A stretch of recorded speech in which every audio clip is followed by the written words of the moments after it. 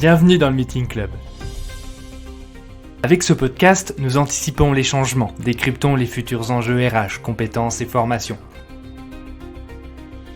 Je m'appelle Morgane Marietti, je suis entrepreneur, cofondateur de Proactive Academy, l'entreprise qui forme vos salariés. Nous vous proposons un regard croisé sur tous les sujets du moment, avec des experts, des entrepreneurs, des managers. Tout ça pour nous aider, vous aider à rester dans l'air du temps. Je vous propose donc de bien vous installer et de profiter. Je m'occupe du reste. Bonjour à tous et bienvenue dans ce nouvel épisode du Meeting Club. Aujourd'hui, nous allons parler de cybersécurité. Alors, ce sujet peut vous paraître flou et assez éloigné de vos activités quotidiennes. Pourtant, c'est un sujet qui revient très régulièrement dans la presse, on en parle dans les médias, où on voit des entreprises, des administrations, des hôpitaux subir des attaques, des cyberattaques plutôt, et se voir privés de leur système d'information ou même voir les données personnelles de leurs salariés, de leurs clients dévoilées sur Internet. Et si ça nous arrivait, à nous, en tant qu'entrepreneurs, managers, clients, imaginez une demande de rançon de plusieurs milliers d'euros pour récupérer vos données et éviter qu'elles se retrouvent sur Internet. Ou voire même éviter que la vidéo coquine tournée avec monsieur ou madame finisse dans la boîte mail de vos salariés ou de vos clients. Voilà, un sujet pour moi important qu'on ne prend pas toujours au sérieux, que j'aimerais aujourd'hui traiter et qu'on va aborder avec notre invité Pierre Nicolas, le directeur général de l'entreprise Cassie, expert en cybersécurité. Pierre, bonjour et bienvenue. Bonjour Morgane, merci de votre invitation. Avec plaisir. Alors la cybersécurité, ça peut paraître, entre guillemets, très éloigné pour les gens, manquer un peu de visibilité. Déjà, est-ce qu'on peut peut-être vous présenter et présenter un peu la société? Oui, bien sûr. Alors, donc moi, je suis Pierre Nicolas, je suis le directeur général de SCACI. SCACI est une entreprise de conseil et d'ingénierie en cybersécurité où on est spécialisé dans les systèmes critiques et les systèmes embarqués. Et nous sommes basés à Toulouse, à Paris et on a également une filiale à Madrid. Et donc, on intervient sur 3 activités. Une activité de conseil pour sécuriser les architectures, mettre en place l'ensemble de la gouvernance de la cybersécurité et tester via ce qu'on appelle des tests d'intrusion, mais on y reviendra, les systèmes d'information de nos clients. Sur une deuxième activité pour sensibiliser et former les collaborateurs et le tout venant à la cybersécurité, dont vous avez commencé à évoquer. Et puis enfin, on édite des logiciels d'audit avec Audit Tool, notre filiale June Factory, et bientôt, demain, un logiciel pour automatiser les tests d'intrusion. Donc, notre métier, en fait, consiste à protéger les systèmes d'information des organisations, que ce soit des entreprises privées ou publiques, pour éviter au maximum les attaques qu'on appelle cybersécurité, les attaques de cybersécurité. Très très bien, merci pour cette introduction. Rentrons très rapidement dans le sujet. Se faire agresser dans la rue, c'est visuel, en tout cas on l'imagine très bien, se faire voler, se faire agresser. Par contre, la cybersécurité, les agressions, on va dire online, de notre système d'information, de nos téléphones, de nos ordinateurs, de nos bases de données, c'est moins concret, c'est moins visible, pourtant ça existe. Est-ce qu'on peut expliquer ce que c'est et en donner une définition? Oui, tout à fait. Alors, c'est une très bonne question, c'est une bonne introduction. La cybersécurité, c'est quoi? C'est un ensemble de moyens utilisés pour assurer la sécurité des systèmes et des données informatiques d'un État, d'une entreprise, d'une organisation, voire d'une personne. Donc c'est ça la cybersécurité. Le mot cyber, ça vient du grec kubernao ou kubernetiké, je sais pas exactement comment est-ce qu'on prononce, qui signifie gouvernail. Donc c'est un préfixe qui est souvent utilisé, la cybernétique, cyberespace, cyber attaque, cybersécurité. Voilà, donc c'est piloter en fait les moyens de se protéger des attaques informatiques. Donc la cybersécurité, c'est aussi très lié, le mot cyber, c'est aussi très lié à Internet, hein. Souvent, on parle de cyberharcèlement, de cyberpolice. Donc, euh, je dirais que c'est une activité qui a été constituée en réaction aux risques très liés à l'omniprésence des technologies de l'information et de la communication, et surtout à leur capacité d'interconnexion et d'échange de données. Voilà. En gros, le monde Internet aujourd'hui utilise un certain nombre de technologies, d'énormément de technologies, et ces nouvelles technologies génèrent des nouveaux types d'attaques, hein. Autrefois, au Moyen Âge, on se faisait agresser sur les chantiers par des épées pour se faire voler l'or. Aujourd'hui, on se fait agresser directement sur Internet pour se faire voler notre or, hein, notre argent, mais pas que, la donnée, des informations sensibles, etc. D'accord. Euh, et donc, on voit un peu l'enjeu, mais en fait, quel est l'enjeu majeur pour les entreprises et les organisations? Quel est entre guillemets, pourquoi c'est un point qui doit être pris au sérieux, alors qu'on n'a pas vraiment l'impression que c'est le cas, en tout cas, pas dans toutes les entreprises. Voilà. Qu'est-ce qui aujourd'hui fait que si on ne fait pas attention, ça peut nous coûter très cher? Alors, pourquoi c'est un enjeu majeur? Parce que aujourd'hui, vous avez un smartphone ou un iPhone. Si demain vous le perdez, vous avez un peu la sensation de perdre un peu votre vie.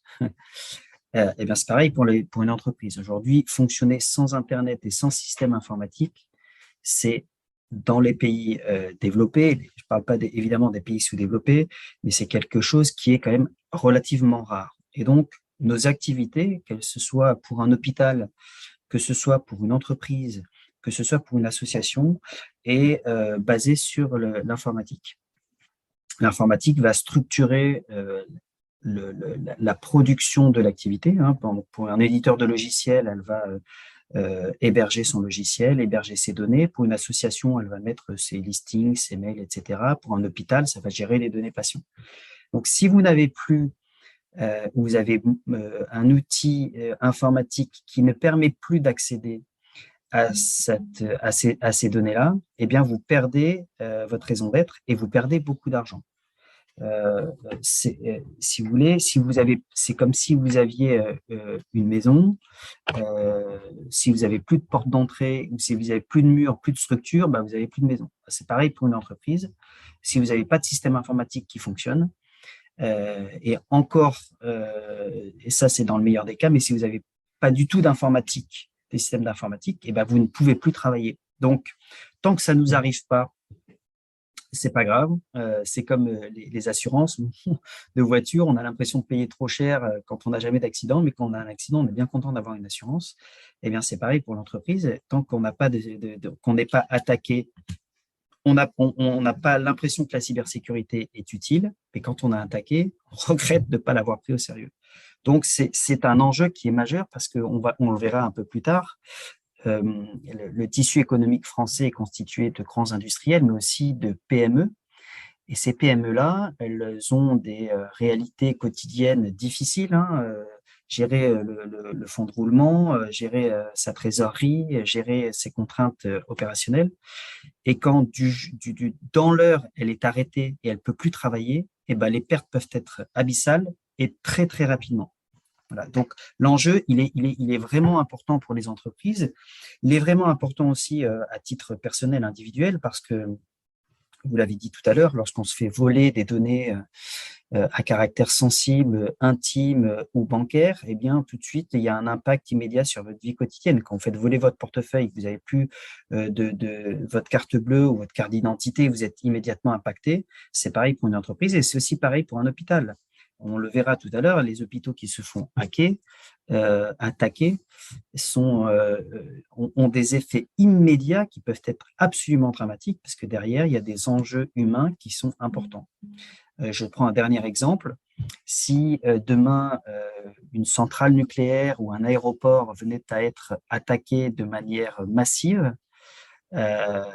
eh bien, les enjeux sont importants puisqu'on pourrait considérer une utilisation du nucléaire à des intentions malveillantes et un aéroport qui ne perd sa tour de contrôle ne peut plus faire atterrir ni décoller ses avions. Donc, les enjeux, pour l'État sont importants, pour l'entreprise critiques et pour les personnes à ne pas sous-estimer. Très très bien. On a parlé en fait très régulièrement dans la presse de ces sujets-là. On est en début 2023. En 2022, on a annoncé dans la semaine qu'il y avait une baisse des attaques cybersécurité, mais qu'elles étaient entre guillemets de plus en plus violentes ou beaucoup plus agressives. Donc en fait, qui nous attaque aujourd'hui? Qui sont ces agresseurs? Parce que on ne les voit pas. Hein. D'où viennent-ils? J'imagine qu'il y a plein de personnes différentes. On parle d'agressions, cyberattaques politiques qui sont liées à des enjeux, entre guillemets, mondiaux, avec ce qui se passe, entre guillemets, entre conflits entre nations. Mais aussi, on a aussi de simples voleurs qui sont là pour se faire de l'argent et financer, j'imagine, un certain nombre de choses. Est-ce qu'on peut faire un peu une cartographie des gens qui pratiquent en fait ce genre d'agression? Oui. Alors, et qui sont les hackers? Alors, il y a deux types de hackers. Il y a les hackers qu'on dit éthiques et les hackers non éthiques. Les hackers éthiques, ce sont les hackers qui travaillent dans les entreprises comme SCACI et qui vont tenter de pénétrer un système d'information pour identifier des vulnérabilités et proposer ensuite aux entreprises de remédier à ces vulnérabilités pour avoir un système d'information beaucoup plus robuste. Donc, éthique au sens où on a les compétences techniques pour attaquer, pour produire des attaques. On le fait dans le cadre de contrats entre nos clients et nous qui régissent les conditions de l'attaque et qui ne mettent jamais en péril leur outil de production et qui permettent en fait d'avoir ensuite pour l'entreprise un plan d'action qui vise à renforcer sa sécurité ou sa cybersécurité. Donc ça, les hackers éthiques, je dirais, ce sont les gentils, ce sont des bons hackers.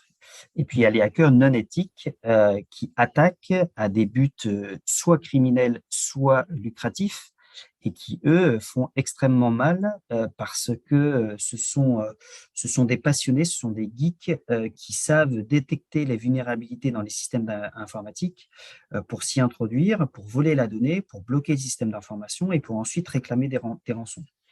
Alors, les profils, ce sont des profils techniques, hein, ce sont des gens qui sont capables de se mettre derrière des ordinateurs et des lignes de code. Quand on veut pénétrer, faire des tests d'intrusion, on va essayer de passer par la porte d'entrée, mais si la porte d'entrée est trop sécurisée, on va essayer de passer par la fenêtre, de démonter une pierre pour rentrer dans le mur, etc., etc. Donc, en fait, ils exploitent. Ils connaissent très, très bien les systèmes informatiques, ils connaissent très, très bien les technologies et ils exploitent les failles de ces technologies-là pour rentrer chez les gens. Donc, il faut évidemment maîtriser l'informatique, maîtriser aussi le, les, le type d'environnement qu'ils attaquent, hein, parce que tous les hackers n'attaquent pas tout le monde. Même si on a de plus en plus, ils se spécialisent aussi dans des activités. Hein, ceux qui attaquent les hôpitaux, il y a aussi ceux qui attaquent les petites entreprises, il y a ceux qui vont plutôt attaquer des attaques d'État, hein, étatiques. Aujourd'hui, dans les guerres, les guerres modernes, on a les guerres à l'ancienne avec les chars, les fantassins, etc. Mais on a aussi les guerres bactériologiques et puis les guerres cyber. Ça a consisté à paralyser les armées ennemies avec les systèmes informatiques. Aujourd'hui, le militaire de 1945, ce n'est pas le militaire de 2022, pardon. Aujourd'hui, il a beaucoup de technologies sur lui qui va être lui permettre d'avoir des actions beaucoup plus précises, beaucoup plus ciblées. Et donc, ces hackers s'organisent dans des structures, des organisations qui sont connues. Une qui était notamment connue, c'est Anonymous, avec le masque. Et eux, par exemple, leur spécialité, c'était de dénoncer les entraves à la liberté d'expression, à la démocratie, aux violations des droits de l'homme. Donc, eux, ce sont des hackers parce qu'ils pénétraient, ils volaient de la donnée pour les rendre publics, pour dénoncer des actes que eux estimaient incompatibles avec une démocratie moderne. Ils ont été très violents, ils attaquaient souvent des États, mais ils n'avaient pas de but lucratif au sens de celui qui attaque un hôpital. Il y a d'autres groupes, hein, Lockbit par exemple, est un groupe très connu qui utilise ce qu'on appelle un rançongiciel ou un ransomware qui s'appelle Logbit en l'occurrence, et qui s'organise en groupuscules, en groupes, pour attaquer des organisations, les paralyser, réclamer de l'argent, rendre les clés pour que l'organisation puisse refonctionner et après ils disparaissent. Alors, leur organisation est très, très structurée parce qu'en fait, ils minimisent leurs risques. C'est-à-dire qu'il n'y a personne au sein de l'organisation qui maîtrise de bout en bout l'attaque. Il y en a un qui va s'occuper des vulnérabilités, il y en a un que, si je devais plus imager, il y en a un qui va s'occuper d'apporter le pied de bitch, il y en a un autre qui va s'occuper de crocheter la serrure, il y en a un autre, et personne ne sait qui fait quoi. Il y en a toujours un, évidemment, à la tête qui coordonne l'ensemble, mais ce qui fait que le risque de l'attaquant est mesuré. Celui qui porte le pied de biche, on va l'accuser d'avoir porté le pied de biche, mais c'est pas lui qui a forcé la porte. Celui qui a crocheté la serrure, c'est pas lui qui a volé la donnée. Et donc, en fait, ils attaquent en meute, et ça s'appelle des raids, de manière coordonnée, mais avec un risque individuel qui est très limité. Donc, ce sont des gens qui utilisent leurs compétences techniques pour s'enrichir ou pour avoir des actions criminelles. S'enrichir, par exemple, quand on bloque un hôpital, alors là, je dirais que dans ce cas de présent, les deux sont liés. Quand on bloque un hôpital, le dernier hôpital qui est attaqué, c'est l'hôpital de Versailles, avec un ransomware. Hein, c'est que 90% aujourd'hui des attaques, c'est comme ça. Qu'est-ce qu'ils font? Les hôpitaux n'ont pas des systèmes d'information très robustes parce qu'ils n'ont pas forcément beaucoup de moyens. Donc, ils détectent une vulnérabilité, ils rentrent dans le système, ils chiffrent les données. Imaginez, pour celui qui ne connaît pas la cybersécurité, que vous rentriez dans une maison, ils rentrent dans votre maison, ils changent toutes les serrures des portes, et de telle sorte à ce que vous ne puissiez plus rentrer ni dans votre maison, et si vous êtes dedans, ni dans vos portes, ni dans vos salles, pardon. Et donc, ils chiffrent, et puis après, ils déposent un message chiffré en disant, si vous voulez retrouver la clé de chiffrage qui vous permette de retrouver votre outil de production, vous nous payez 50 millions d'euros. Donc, Et donc, on voit bien l'illustration de ce que ça peut représenter aujourd'hui. Est-ce que ce sont des criminels qui sont proches, entre guillemets, d'organisations traditionnelles ou ce sont de nouveaux, entre guillemets, cybercriminels qui n'existaient pas avant qu'Internet arrive? Alors, ça évolue aussi vite que la technologie évolue. Donc, plus il y a de technologie qui est sur le marché, plus il y a de hackers et de criminels. Donc, ils s'organisent dans des organisations, mais il y a aussi des hackers individuels qui attaquent, eux, à leur échelle. Hein. Donc, un attaquant, en règle générale, les hôpitaux, c'est plutôt des groupes d'attaquants. Quand on va sur des TPE, ça peut être un attaquant solitaire qui attaque une entreprise parce qu'il la connaît, il sait qu'elle a l'argent. Ça peut être un ancien collaborateur qui se venge d'une rupture de contrat avec son patron. Ça peut être plein de choses comme ça. Donc, il y a, je dirais, plus d'attaquants que de défenseurs, hein, si on peut parler ainsi, et qui ont un coup d'avance. Hein, c'est un peu comme le gendarme et le voleur, ils ont toujours un coup d'avance parce que ils ont la maîtrise du temps. C'est-à-dire qu'eux savent quand ils vont nous attaquer, mais nous, on ne sait pas quand ils vont nous attaquer. Pour donner quelques chiffres quand même, une entreprise sur deux est attaquée aujourd'hui. Et on sait que, en tout cas, c'est ce qu'on dit à nos clients, que toutes les entreprises vont se faire attaquer, juste elles ne savent pas quand. Donc, plus elles tardent à se protéger, plus elles seront démunies face à cette attaque. Autre exemple pour venir un peu argumenter sur ces attaquants. Ces attaquants-là, quand ils attaquent, qu'est-ce qui se passe? Il y a la gendarmerie, les forces de l'État, de sécurité de l'État au niveau national, mais aussi au niveau européen ou américain, quand c'est de l'autre côté de l'Atlantique, qui les traquent pour essayer de les choper et de leur faire payer leur attaque. Ce qui est difficile, c'est que ils sont technologiquement très en pointe et donc ils ont tracé une attaque avec les outils qu'ils utilisent, c'est très compliqué. Ils montent tout ce qu'on appelle des VPN, des tunnels, en fait, mais vous ne savez pas où est le bout du tunnel. Et ce tunnel-là, il peut être aux États-Unis, dupliqué au Canada, dupliqué en Australie. Et donc, en fait, le temps que vous le courriez après, lui, il est déjà parti.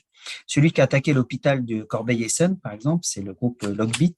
On pense que c'est le groupe Logbit. Et un de ses membres a été arrêté il n'y a pas longtemps au Canada, le 10 novembre, je crois, ou le 10 décembre, je ne sais plus exactement.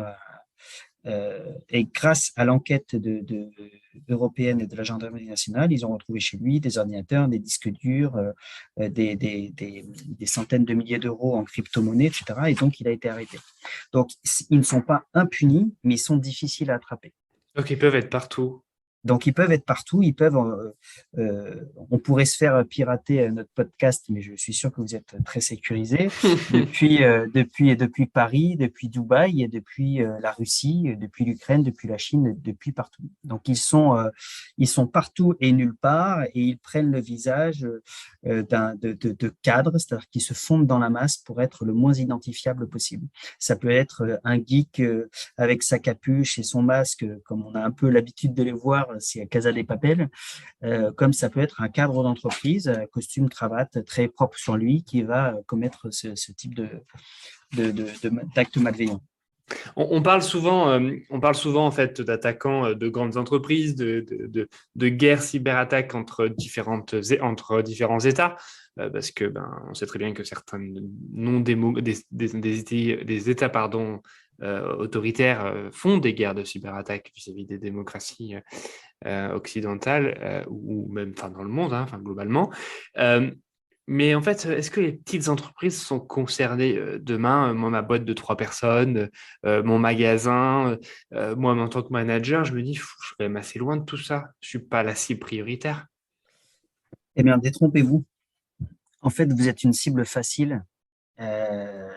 une cible facile sur laquelle la rançon va être moins forte, mais il va y avoir un volume d'attaque qui va être très largement supérieur. Et donc, du coup, le hacker va pouvoir s'enrichir.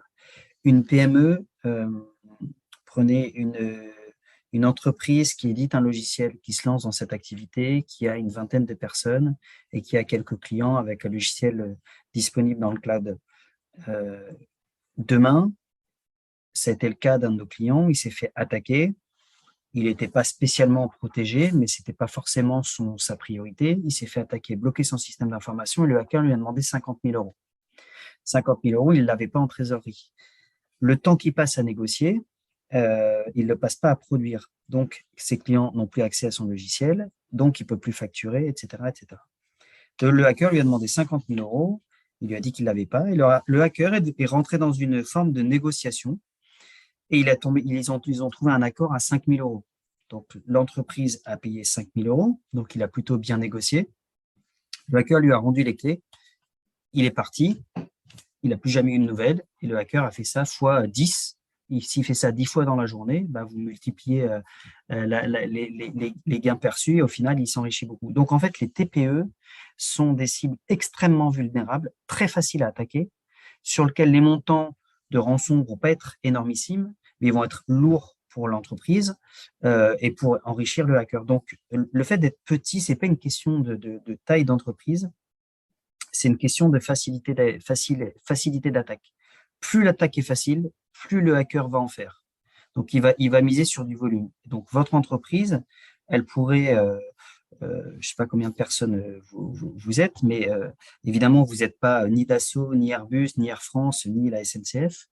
Mais pour autant, vous avez une vulnérabilité qu'il faut, et un système d'information et un outil de production qu'il vous faut protéger pour vous prémunir de ce type d'attaque-là. Donc, il y a malheureusement, si on devait résumer, il n'y a pas de...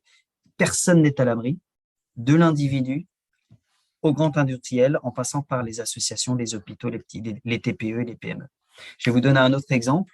Une société qui vendait du textile en ligne s'est fait hacker juste avant les fêtes de Noël avec impossibilité d'accéder à son site internet.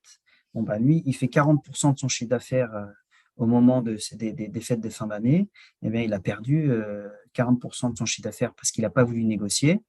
Il a préféré remonter son système informatique, mais alors qu'il n'avait pas de sauvegarde. Le temps de remonter tout ça, eh ben, il a perdu une grosse partie de son chiffre d'affaires. Alors certes, il n'a pas payé ce qui est la procédure à suivre, on le verra plus tard, mais il a perdu énormément. Eh bien, pour une petite entreprise de 10 personnes, ça peut couler votre boîte. Ça peut couler votre boîte. Et comme ils n'ont pas d'âme et qu'ils n'ont pas de conscience, qu'ils n'ont pas de morale, ils se foutent complètement des conséquences que ça peut avoir pour l'entreprise, parce que derrière, c'est des familles c'est des salaires et donc des familles, etc. Et je peux vous dire que les chefs d'entreprise qui subissent ce genre d'attaque, ils ont une pression morale, une pression psychologique extrêmement forte et ça peut les détruire. C'est vraiment dramatique. Oui, j'imagine bien le problème étant le premier concerné. Alors, je n'ai jamais été attaqué pour l'instant. Enfin, en tout cas, pour l'instant, on est protégé, mais on en reparlera de ça. Très bien. On va parler de la prévention, de ce qu'il faut éviter, de ce qui, entre guillemets, doit pas être fait, enfin, des choses à faire attention.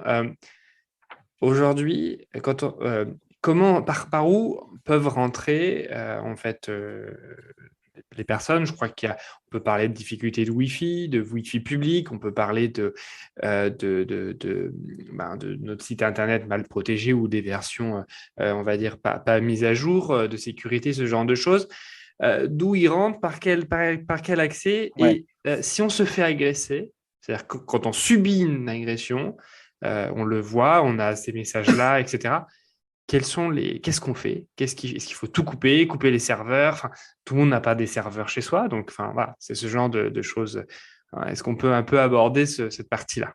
Oui, alors il y a comment est-ce qu'ils font pour rentrer?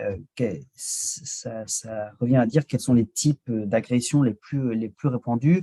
Je dirais qu'il y en a 5. Il y a les rançongiciels, le ransomware en anglais. Ça représente la menace informatique la plus sérieuse pour les entreprises et les institutions. C'est en gros, c'est de ce que je vous ai dit tout à l'heure, un programme qui bloque l'accès aux données du système dans le but d'obtenir une rançon ou en échange du déblocage des accès. C'est par rapport à 2021, alors je n'ai pas tout à fait les chiffres de 2022, mais sur 2021, il y avait plus de 60% des attaques qui étaient en rançongiciel. Et je pense qu'en 2022, on doit être à 80% par des rançongiciels.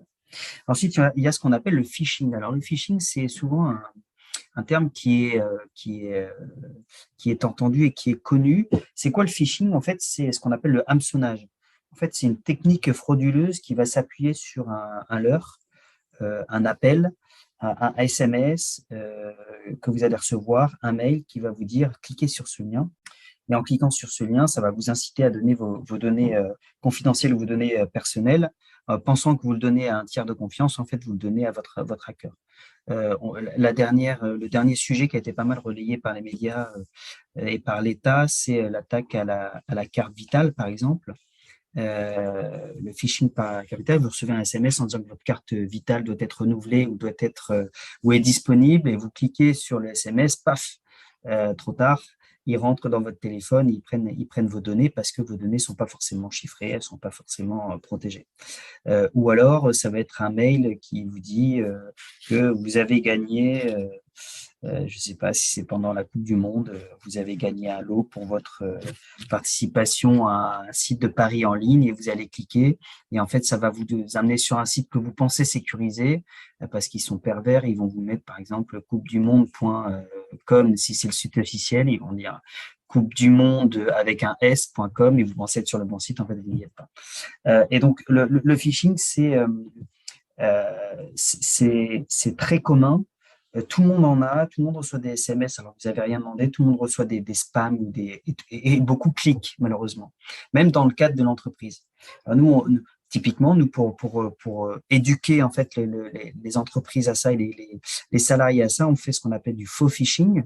C'est qu'on met en place un faux mail avec le responsable de la sécurité des systèmes d'information d'une entreprise. On l'envoie à l'ensemble des salariés ou à une partie des salariés quand on cible un peu plus. On regarde qui a cliqué pour avoir des statistiques globales et ensuite derrière on fait une sensibilisation, une formation pour éduquer. Donc le phishing c'est assez présent. Le troisième c'est la fraude au président. Juste là-dessus, Oui. c'est quand même très d'actualité. Dimanche, enfin, il y a 3 jours, globalement, j'ai reçu un SMS en me disant que je n'avais pas payé une amende, on va dire de la sécurité, de la circulation routière, en SMS. Et j'ai cliqué sur ce lien et je suis tombé sur un site où on me demandait de rentrer, en fait, je crois, mon nom, prénom, numéro de téléphone et ma plaque d'immatriculation pour accéder, en fait, à ça. Je ne l'ai pas fait parce que je n'ai pas de voiture. Mais à quel moment, entre guillemets, je me mets en danger? Au moment où je clique sur ce lien ou au moment où je clique sur le site Internet? Au moment où vous cliquez sur le lien. D'accord. En Donc là, fait, en la fait, règle, grosso c'est modo, j'ai pas, pas, je me suis fait pas de avoir. prise de risque. Vous êtes fait avoir, pas de prise de risque. Vous avez un doute, vous n'ouvrez pas. Voilà. Mhm. Si c'est dans le cadre personnel, vous effacez, vous supprimez. Si c'est le cadre de l'entreprise, vous transférez à votre service informatique en disant que vous trouvez ça bizarre. Après, ça ne veut pas dire que vous êtes fait voler. Souvent, parce que vous avez été prudent et vous avez forcément payé une contravention pour une voiture qu'on n'a pas, Oui. j'imagine que vous avez tout de suite percuté, mais il y en a plein qui percutent pas et donc du coup qui ouvrent et qui payent. Et en fait, au lieu d'aller sur la trésorerie de l'État, elle va Mhm. sur le site du hacker. Donc, pour Mhm. vous, ça peut être, je sais pas quel est le type d'amende, mais ça peut être 25, 90, 135 Il euros n'y avait pas de d'amende. montant là, en fait, hein. Il fallait Voilà. accéder au document. Enfin, on pouvait accéder au montant seulement si on mettait un numéro d'immatriculation et son nom, prénom et numéro de téléphone. En fait, soit cette arnaque, soit elle a pour but de récolter le montant de l'amende, soit elle a pour but d'avoir votre nom, votre prénom, votre plaque d'immatriculation qui vont être utilisés à des fins malveillantes, sur tout ce qui est possible. Voilà, imaginez qu'on utilise votre plaque d'immatriculation et qu'il donne, enfin, tout est possible. Donc, à partir du moment où vous recevez un mail, un SMS, un appel qui vous semble louche, vous décrochez pas, vous ouvrez pas. Voilà. Comme ça, vous prémunissez de toute action malveillante qui pourrait vous faire perdre de l'argent ou vos données personnelles. Alors après, il y a la fraude au président, ça c'est très connu aussi. C'est une manipulation en fait qui consiste à obtenir des informations ou un gain financier dans laquelle l'attaquant se fait passer pour un responsable et demande un traitement urgent.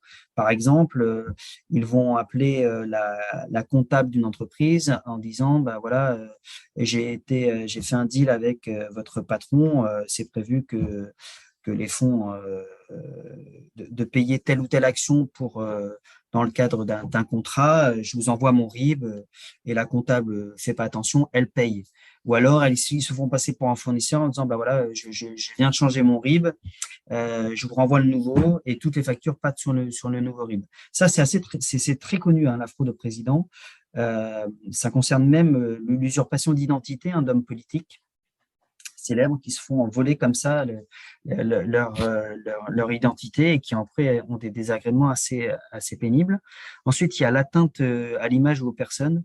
Moi, Alors ça, j'ai eu cette situation-là il n'y a pas ouais, longtemps ouais, où j'ai en fait un conseiller de ma banque enfin, qui s'est fait passer pour mon conseiller de ma banque en disant voilà, une de vos factures est bloquée sur nos comptes. On va donc procéder ensemble au virement et donc je vais donc avoir besoin, parce qu'on a une calculette où on tape des codes pour faire des virements et on va devoir le faire ensemble. On va devoir le faire ensemble. Alors bien sûr, j'ai dit à ce monsieur que c'était impossible et que la banque nous avait bien indiqué que tout virement fait par quelqu'un extérieur par téléphone était impossible dans n'importe quelle agence bancaire et que c'était automatiquement de la fraude. Alors, le monsieur a très vite raccroché et a disparu, mais sachez que ouais, j'ai prévenu et en plus il est passé par mon standard en amont avec plusieurs salariés et c'est des choses qui peuvent rapidement arriver. Donc ouais, c'est un point, voilà, c'est pas la première fois que ça vous m'arrive. voyez, c'est intéressant puisque en l'espace de quelques minutes, vous dites que vous-même, vous avez eu une attaque, un phishing à titre personnel, et dans le cadre de votre entreprise, vous avez une tentative d'escroquerie. Donc, vous voyez, typiquement, vous êtes dans la cible des PME ou des TPE. vous n'avez rien demandé, et pourtant, vous êtes une cible d'un hacker. Bah, lui, en fait, il a raccroché, mais derrière, il a dû en faire 100. Et il y a sûrement sur les 100, il y a un nombre important de patrons ou d'interlocuteurs qui sont pris dans leur quotidien et qui pensent bien faire et qui vont donner le code. Donc, ça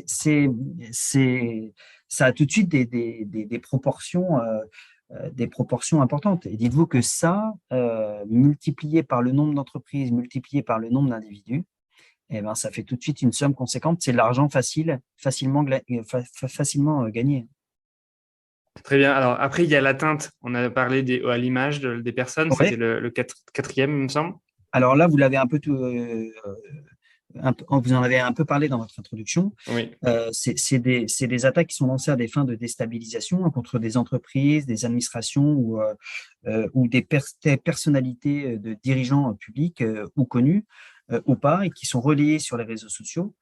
Elles sont en fait généralement assez peu sophistiquées. Elles font appel à des outils ou des services qui sont disponibles aujourd'hui en ligne et qui ils vont venir prendre des données personnelles pour porter atteinte à votre image en tant qu'entreprise ou en tant qu'individu euh, et vous demander de l'argent ou par exemple, vous l'avez parlé d'une vidéo coquine tout à l'heure, d'une sextape diffusée à vos collaborateurs. Ben, vous imaginez, hein, un patron, il fait bien ce qu'il veut dans sa vie privée, mais il n'a pas envie que ce soit connu, et donc il va être capable de payer et de tout faire pour pas que ce soit diffusé. On peut avoir euh, vous faire passer pour quelqu'un qui a des revendications politiques ou religieuses extrémistes, le rendre public et donc du coup avoir un capital confiance qui se dégrade auprès de votre clientèle, et alors que vous n'y êtes pour rien. Donc l'atteinte à l'image et aux personnes, c'est assez connu, c'est assez courant et ça peut toucher n'importe qui. Tout de même, on peut noter que ça concerne beaucoup les personnalités publiques et c'est plus ou moins facile à trouver. C'est-à-dire que quelqu'un qui n'a pas rien à se reprocher, qui n'utilise pas trop les réseaux sociaux, va pas être la cible. On va plutôt voir ceux qui sont assez présents sur Twitter, Insta, TikTok, etc. On va prendre ceux qui font beaucoup, c'est le grand jeu, ça, ceux qui donnent beaucoup des leçons de morale. Ils ont intérêt à avoir les fesses propres parce que euh, sinon ils peuvent être pris à leur propre jeu. Donc ça existe pas mal aussi. Et là, ils n'ont pas du tout d'éthique, pas du tout de morale. Ce qu'ils veulent, c'est de l'argent. Et puis après, il y a le piégeage de matériel. Hein, c'est un peu moins connu. On est plutôt dans la cyber attaque industrielle qui consiste en fait à fournir un support amovible ou un périphérique qui contient un moyen d'attaque qui permet d'infecter l'équipement lors d'une connexion. Par exemple, ça va être une clé USB, ça va être une souris, une borne de recharge de téléphone en fait qui est piégée et qui va venir s'interfacer avec votre ordinateur pour piquer des données, voler des données. Et donc, voilà, c'est plutôt dans les systèmes industriels, dans les grands groupes industriels où ça fait partie de l'espionnage industriel, où les hackers vont espionner la concurrence ou le marché pour voler la technologie ou pour voler des informations de la concurrence qui pourraient les aider à favoriser leur propre business. Voilà. C'est les grands types d'attaques. Alors évidemment, il y a autant d'attaques que de technologies, mais c'est les principaux avec la principale qui est le ransomware. D'accord. Très bien. Et donc, si ça nous arrive, on arrive le matin, on n'a plus accès à nos systèmes d'information, on ne peut plus rien faire. On nous demande 50 000 euros. C'est un peu la somme à la mode dans dans ce podcast. Qu'est-ce qu'on fait? On traite un peu le mode action-réaction et juste après, on parlera un petit peu de peut-être d'anticipation et éviter que ça arrive, hein, les bonnes astuces et précautions à prendre. Voilà, est-ce on appelle, il y a un numéro cyberpolice ou est-ce qu'on appelle le 17? Enfin, voilà, comment ça se traite? Alors non, faut pas appeler le 17 parce qu'ils vont pas intervenir. Il y a un site qui s'appelle cybermalveillance.gouv.fr. C'est le site sur lequel vous déclarez vos incidents de sécurité. Il y a trois grandes étapes quand on se fait attaquer. En tant que patron d'entreprise, patron d'association ou patron d'institution publique, la première étape, ce sont les premiers réflexes. Qu'est-ce que l'on fait immédiatement quand vous rentrez chez vous? Vous mettez la clé dans la serrure, vous tournez, vous ouvrez la porte. C'est vraiment, je dirais, le pack de réactions immédiates que je vais détailler. Euh, la deuxième étape ou la deuxième action, c'est de piloter la crise. Pour que votre réaction elle soit pertinente et efficace, il faut piloter et mettre en place une organisation spécifique. Ça, on verra aussi plus tard comment s'y préparer. Et le troisième gros sujet, je dirais, c'est de sortir de la crise et de mener des actions qui permettent, en tout cas, qui permettent de ne pas se retrouver dans la même situation. Donc, les premiers réflexes, qu'est-ce que l'on fait? On constate qu'on n'a plus accès à un service, on alerte immédiatement le support informatique. Tout de suite, on met l'informatique dans la boucle. Que va faire l'informatique ou que va faire la personne qui va intervenir? Elle va isoler les systèmes attaqués. C'est comme une maladie. On identifie la partie qui est attaquée, qui est contaminée. On isole la partie contaminée pour rendre étanche la partie contaminée de celle qui ne l'est pas encore. Donc, plus on réagit tôt, plus le périmètre de contamination sera restreint. Ensuite, on constitue une équipe de crise. C'est hyper important parce que sinon, on va se retrouver dans une organisation où tout le monde va faire tout et n'importe quoi et personne ne va savoir qui fait quoi. Donc, c'est constituer une équipe de crise avec un patron qui dirige, ou une personne qui dirige et une personne dont la mission est bien identifiée et connue de tous. Celle qui va isoler les machines, celle qui va mettre la sauvegarde, par exemple, celle qui va communiquer, celle qui va prendre les décisions, etc. Ensuite, il faut tenir un registre des événements, de tout ce qui se passe. Ce registre, il est important parce qu'il va permettre derrière d'avoir l'historique de ce qui a été fait. Et si un prestataire informatique ou une entreprise comme SCACI intervient, on saura déjà précisément quoi a été fait par qui et quand.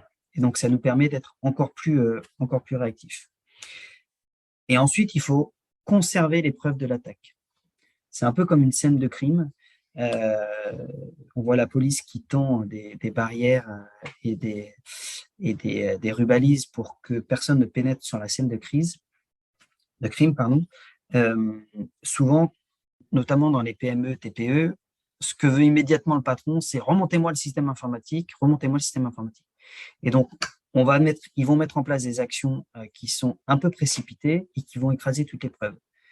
En soi, ils vont sûrement peut-être réussir à remonter les systèmes informatiques, mais ils ne vont pas garder la trace de la preuve et donc du coup, il n'y a rien qui sera recevable pour un dépôt de plainte en bonne et due forme et pour ensuite aller pouvoir soit retrouver l'attaquant, soit obtenir des dommages et intérêts, soit faire marcher son assurance. Ça, c'est immédiatement ce qu'il faut faire. Hein. Donc, c'est alerter et constituer la réponse à l'incident, l'équipe de réponse à l'incident. Ça peut être très rapide. Il n'y a pas besoin des jours. Ça peut être fait dans le quart d'heure. Ça peut être fait très rapidement. Ensuite, c'est piloter la crise. Donc, une fois que ça c'est fait, il faut mettre en place des solutions de secours. Donc, on a ce qu'on appelle plus communément des sauvegardes qui consistent à sauvegarder de manière régulière les données pour, dans ce cas de figure, être en capacité de les remonter et de dire, par exemple, si j'ai fait une sauvegarde de mes données hier soir à 21h et que je suis attaqué, eh bien, je vais réinjecter ma sauvegarde. Et donc, le système d'information va considérer que tout ce qui a été fait après 21h hier soir, c'est perdu. Mais au moins, on a des sauvegardes de la veille. Alors, si votre sauvegarde, elle date du mois dernier, du trimestre dernier ou de l'année dernière, eh bien, d'où l'intérêt de sauvegarde régulière, c'est vous perdez potentiellement l'information depuis votre dernière sauvegarde. Donc, mettre en place des solutions de secours, dont la sauvegarde, c'est-à-dire remonter progressivement l'informatique pour retrouver un outil de production efficace. Ensuite, c'est déclarer le sinistre auprès de son assureur. Et donc là, il y a un sujet qui, notamment pour les PME, c'est est-ce qu'on s'assure sur la cybersécurité. Il y a des assureurs qui sont spécialisés dans ça. Euh, il faut s'assurer contre la cybersécurité parce que ça vous permet d'avoir une assurance en cas d'attaque et de protéger, en tout cas d'avoir des abats qui vous permettent de protéger financièrement vos pertes. Donc ça, c'est important. Tout le monde ne l'a pas, mais ça se vulgarise de plus en plus dans les contrats d'assurance. Donc c'est important. Ensuite, alerter votre banque pour qu'elle sache que vous avez été hacké, que potentiellement vous pouvez avoir des frais ou une vulnérabilité. Déposer plainte avec les preuves qui ont été sauvegardées. Identifier l'origine de l'attaque, notifier l'incident à la CNIL et gérer la communication. Alors, identifier l'origine de l'attaque, bon, la réalité des PME, c'est qu'elles ne savent pas faire. Donc, elles font très souvent appel à leur prestataire informatique ou à leur prestataire cybersécurité. SCSI est un prestataire cybersécurité, mais il y en a d'autres. Hein. Plus on connaît l'informatique du client, plus on va intervenir très rapidement. Donc, on sait exactement quoi faire et quel ordre donner. Donc, en général, on pilote les crises et le client exécute, et plus c'est fluide, plus ça va vite. Et ensuite, nous, on va aller tracer l'attaquant, c'est-à-dire que ce qu'on appelle l'identification des logs. Hein, on va regarder quelles ont été toutes les actions qui ont été faites sur le système d'information et on va les étudier, les analyser une à une pour regarder les anomalies et remonter les anomalies pour essayer de trouver l'attaquant. Identifier l'attaquant, ça ne veut pas pour autant dire que l'attaque n'ait pas lieu et qu'il ne faut pas remonter le système d'information. Mais en tout cas, ça va permettre d'apporter d'étoffer le dossier de plainte qui derrière pourra avoir des conséquences juridiques et financières pour le plaignant. Ensuite, il y a aussi une notification à la CNIL qu'il faut faire.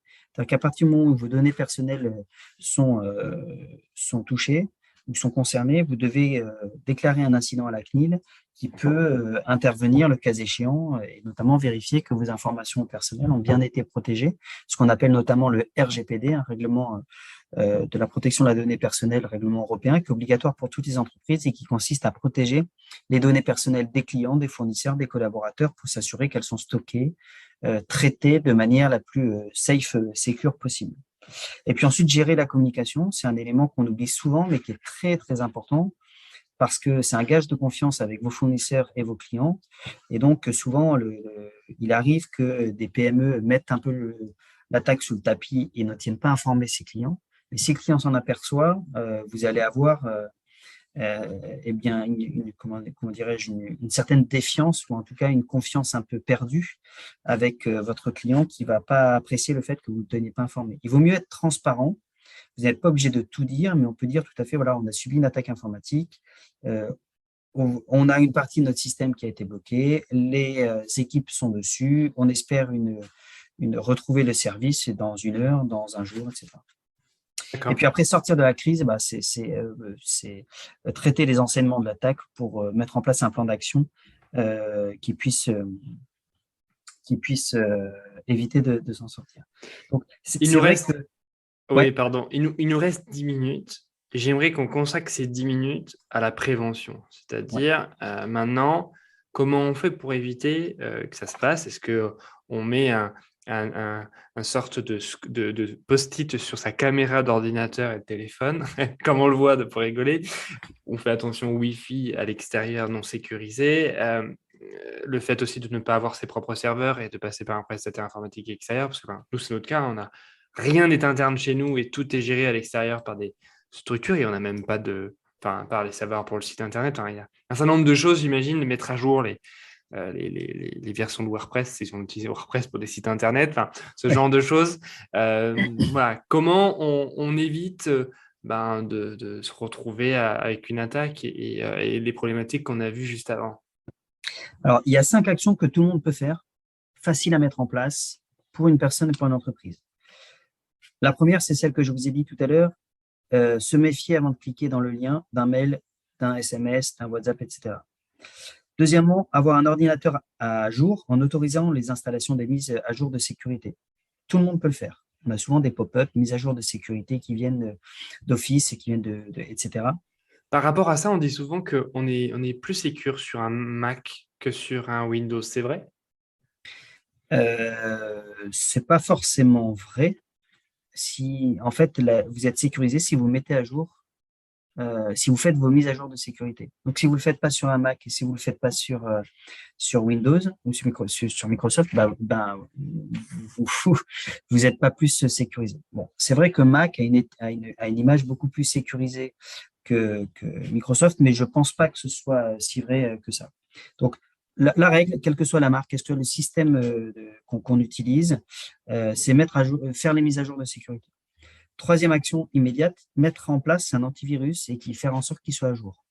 Vous avez des antivirus pour les smartphones, pour les ordinateurs, pour les familles, des packs antivirus famille. Vous pouvez les trouver aussi auprès de vos opérateurs téléphoniques. Donc ça, c'est accessible à tout le monde. Ça coûte un tout petit peu plus d'argent. Ça peut vous coûter 3, 4, 10 euros par mois. Mais ça vaut vraiment la peine parce que c'est une première protection qui est assez efficace. La quatrième que tout le monde peut mettre en place, c'est avoir des mots de passe robustes. On évite le nom de famille, on évite le nom de sa fille ou de son fils, on évite sa date de naissance et on met un mot de passe robuste. Et comment faire pour avoir un mot de passe robuste? Parce que souvent, on a plein de mots de passe parce qu'on a plein d'accès. Et donc, on a ce qu'on appelle des coffres forts de mots de passe. C'est un logiciel sécurisé qui stocke vos mots de passe et vous n'avez plus qu'à cliquer dedans pour avoir le bon mot de passe sur le site. Donc, il y en a un que je peux vous donner qui s'appelle KeePass, très efficace, accessible par tout le monde. Vous le mettez en place, ça gère vos mots de passe. Déjà, c'est pas mal et ça vous donne en plus des normes de mots de passe, c'est-à-dire que le mot de passe à 3 chiffres est beaucoup plus hackable qu'un mot de passe à 14 chiffres avec des majuscules, des minuscules, des caractères spéciaux, etc. Et puis le dernier, c'est de se méfier un peu des réseaux Wi-Fi publics qui sont peu sécurisés. Les hôtels, les restaurants, les gares, un peu moins les gares, les aéroports, un peu moins les aéroports, mais au travers d'un accès au réseau Wi-Fi public, on se fait pas mal hacker. Donc ça, c'est, je dirais, les 5 actions immédiates à mettre en place pour tout le monde. Pour les entreprises, les organisations, les institutions.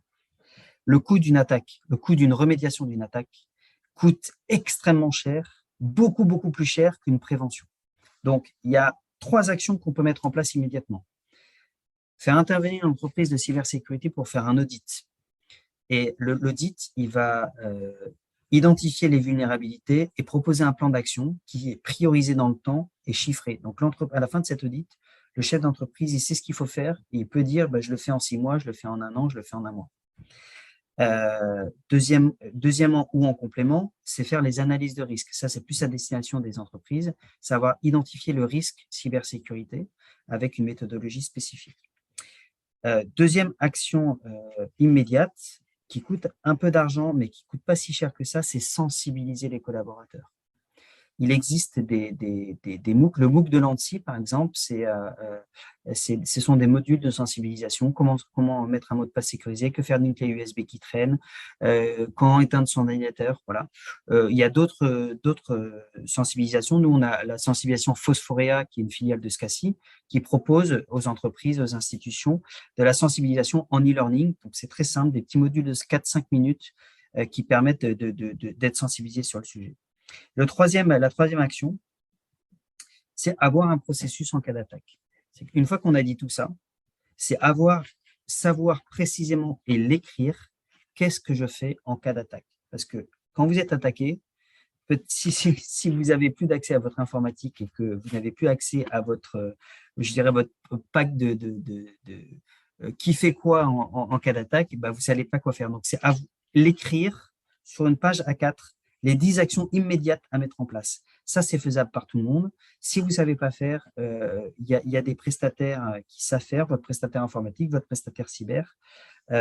C'est vraiment c'est efficace. Donc, c'est les 3 actions pour les entreprises. J'en ajouterai une quatrième qui est un peu plus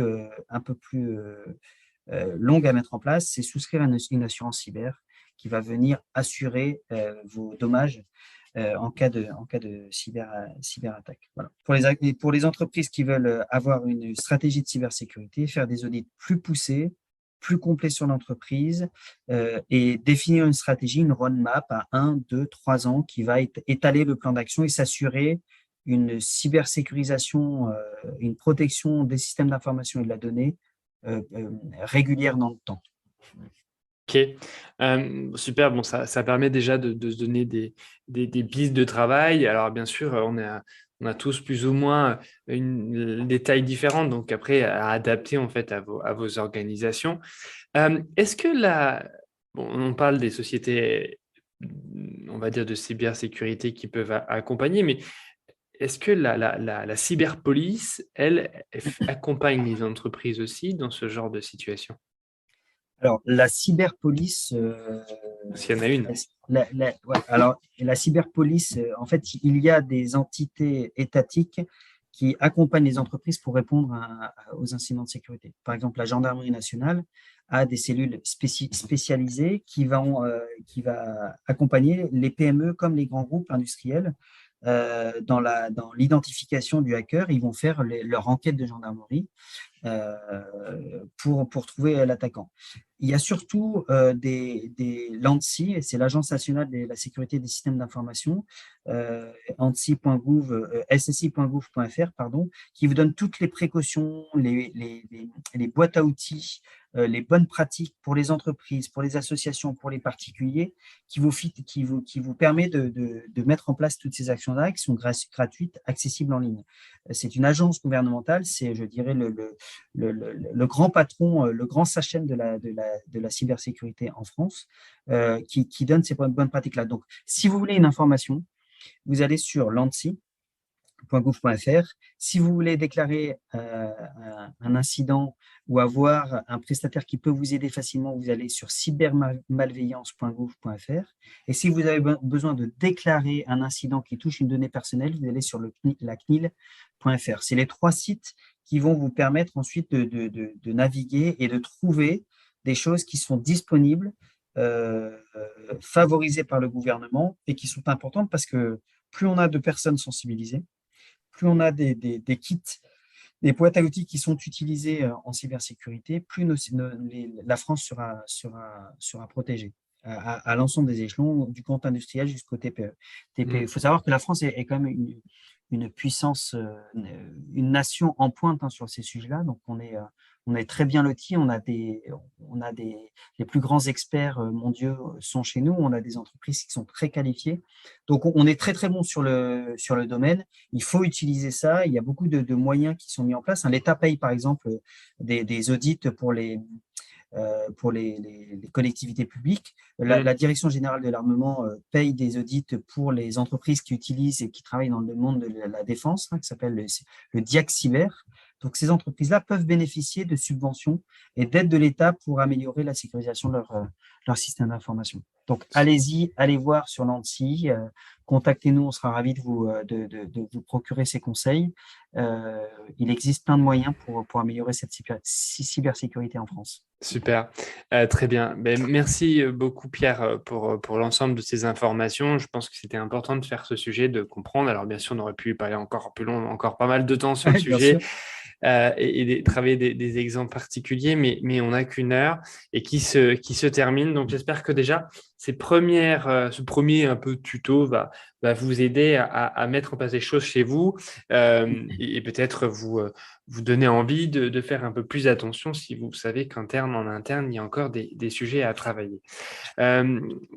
Pierre-Nicolas, merci beaucoup pour votre intervention et pour ce temps d'échange. Merci Morgane. Avec plaisir. Et chers auditeurs, merci encore à vous pour votre confiance et vos écoutes chaque mois. Merci à vous et je vous dis à très très bientôt dans le prochain épisode du Meeting Club. À très bientôt et bonne journée. C'est super, vous avez suivi l'émission jusqu'au bout. Je vous remercie beaucoup pour votre fidélité. Si vous avez aimé cet épisode, n'hésitez pas à commenter, à liker, à partager à vos amis et surtout à mettre 5 étoiles, 20 étoiles, 30 étoiles sur Apple Podcast. Ce podcast, le Meeting Club, a été produit par Proactive Academy, une entreprise qui vous accompagne dans la formation et la montée en compétences de vos salariés. Je remercie toutes les équipes pour leur aide et pour leur investissement de tous les jours.